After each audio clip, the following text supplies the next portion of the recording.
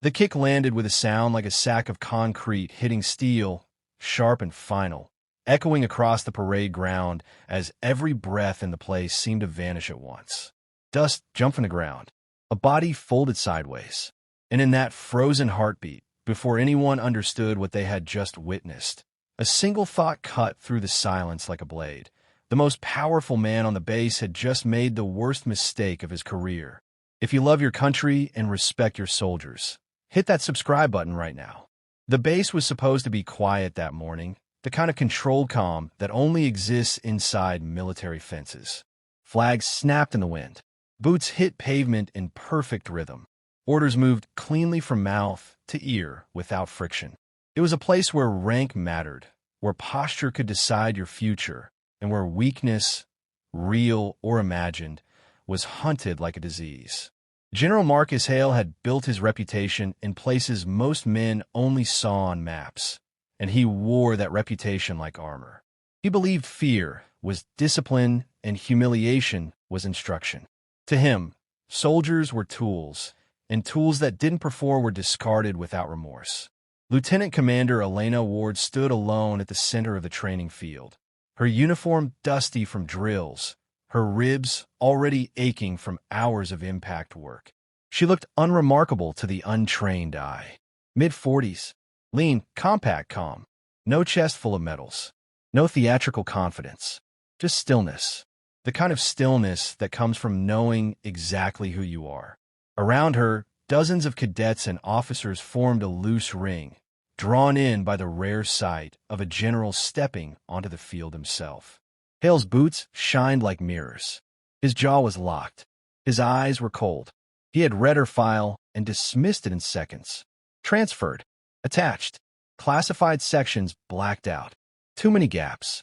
Too many unanswered questions. To Hale, that meant incompetence hiding behind bureaucracy. He called her forward not to test her, but to break her. He wanted a lesson delivered publicly. He wanted obedience reinforced with pain. "You think you belong here?" he said, voice carrying without effort. "You think wearing that patch makes you special?" Elena didn't answer. She didn't need to. Silence was often louder than defense. That silence irritated him. It challenged his authority. He stepped closer, close enough that she could smell the leather on his gloves and the bitterness of old coffee on his breath. He leaned in and spoke just for her, but loud enough that everyone heard it anyway. The words slipped out of his mouth like it had been waiting there for years. Weak. He followed it with something uglier, something designed to cut. Then he moved. The kick came fast, brutal, aimed to cripple. It slammed into her ribs with full force, the kind of strike meant to end a fight before it began. Elena's body lifted, twisted, and hit the ground hard. A collective gasp rolled through the crowd. Someone turned away. Someone else smiled nervously, relieved it wasn't them. Hale straightened his uniform as if he had just corrected a minor error. For a moment, Elena stayed down. Dust clung to her face. Her chest rose once, twice. Pain flared white-hot, sharp enough to demand attention. But pain was an old language to her. She had learned it young, learned to listen without obeying. 3 seconds passed. In those 3 seconds, the general felt something unfamiliar crawl up his spine. The air changed. The sound of the bass seemed to fade. Elena's hand pressed into the ground. Then her knee. Then she stood. Not rushed. Not angry. Just standing. Her eyes lifted to meet his. And for the first time that day, General Hale hesitated. She took 1 step forward. Elena moved like gravity had shifted in her favor. The pain in her ribs was real, but it was background noise now, something cataloged and ignored. What mattered was distance, balance, timing.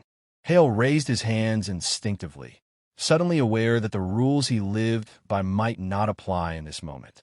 He tried to speak, to reclaim the narrative, but the words tangled in his throat. She closed the gap in a blur. One movement flowed into the next with terrifying efficiency. His wrist was trapped, twisted. His balance vanished. The general, who had never been touched by anyone beneath him, slammed into the ground with a sound that silenced every breath on the field. Elena didn't strike again. She didn't need to. Her knee hovered inches from his throat. Her grip tightened just enough to remind him how fragile Bone really was. This was not anger. This was control. The crowd didn't move. No one dared.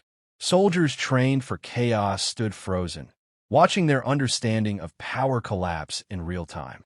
Hale's face had lost its color. His eyes darted, searching for help that wasn't coming. His breath came shallow and fast. The certainty that had carried him through decades of command shattered under the weight of realization. "Who are you?" he managed, voice breaking. Elena leaned closer, close enough that only he could hear her. Her voice was calm, almost gentle. She told him what he had never bothered to read, about deployments that never made headlines, about teams that didn't exist on paper, about missions where failure meant more than embarrassment. She told him what the patch on her shoulder really meant and why it had been covered in red tape instead of medals. His body started to shake. The general who had kicked her without hesitation now begged without dignity. He promised consequences. He promised silence. He promised anything that might buy him another second. Elena released him and stepped back, letting him scramble away on his elbows, gasping like a man pulled from deep water. She turned to the crowd, to the cadets who had just learned a lesson no manual could teach. Her ribs burned. Her breath hurt. But she stood tall. "Strength," she said quietly, "is not volume. It is not cruelty. It is not rank. Strength is restraint. Strength is knowing when you don't need to prove anything at all." Security finally moved. Medics rushed in. Orders were shouted, but they sounded hollow now. The spell had been broken. Hale was escorted away, his power stripped not by paperwork, but by truth. Elena walked off the field alone, disappearing back into the machinery of a system that would never fully understand her.